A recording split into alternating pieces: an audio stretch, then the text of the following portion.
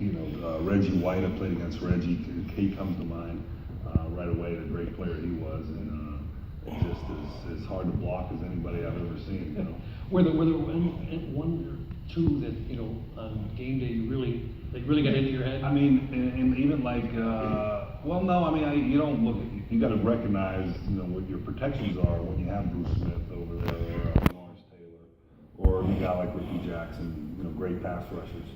And defensive backs, Rod Woodson, you mentioned him, he's, is about as versatile corner, safety, kick returner that you can get, playing against him. He was a great one, obviously. I played some against Dion, and Dion was one of the best cover guys, that you can, say that has played the game, over the years. So, yeah, it's great. Who's an unsung hero with the Dolphins?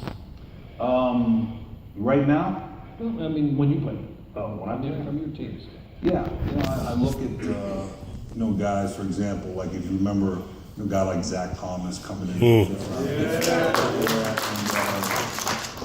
And if you, I don't know, you remember a guy named Larry Izzo? Oh, yeah. And for him to come in, he was undrafted free agent. He was like, you look at him, it's like, there's no way that guy's going to do it. Yeah. Because he looks like he should be playing softball on Friday night. And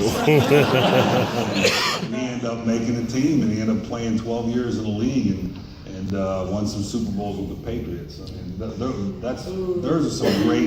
there's some great stories, that you have about guys like that, just that have the opportunity to play in the league that you never think would.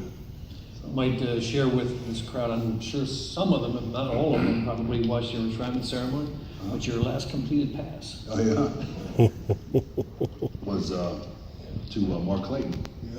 And that was my son Joey's idea. He's like, Dad, you ought to throw a pass to Clayton or Duper, at the end of it. And I said, you know what, that is a great idea. So I had him bring a football, and we were in the front row. I said, bring a football, and if it presents itself, I'll do it. So we ended up doing that. It was pretty cool. It was good. Very cool, very cool. And there was a friend of mine, a player I played at Pitt with, right? And he was right there, and Clayton walked right next to him and said, you know how tempted I was to step out there and intercept him?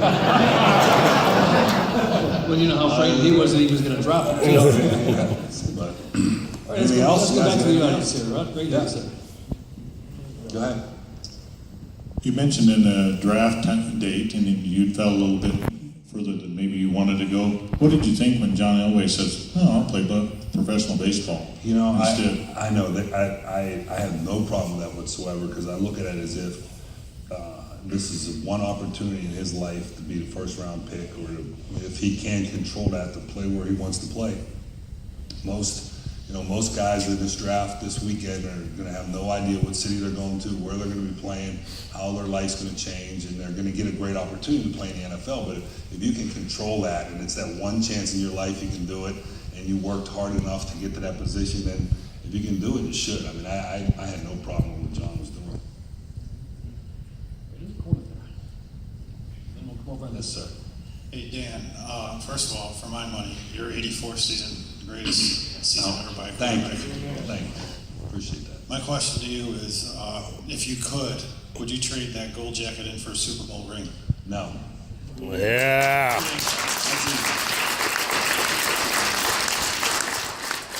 There's a lot of guys I've played with over the years, guys I went to college with, and played 2 or 3 seasons, and do have a Super Bowl ring, but they didn't have the opportunity to play as long as I did, or to be in the Hall of Fame and the career. So I wouldn't trade that. No.